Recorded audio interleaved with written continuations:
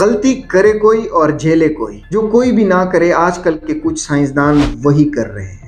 France کے ایک سائنسدان ہیں جن کا نام جان مائیکل کلیویر ہے۔ انہوں نے سائبیریا کی مٹی کا ایک سیمپل لیا اور اس سیمپل میں پڑے ہوئے 50,000 سال پرانے وائرسز کو زندہ کر دیا ہے۔ ان وائرسز کو نیوز میں زومبی وائرسز بھی کہا جا رہا ہے۔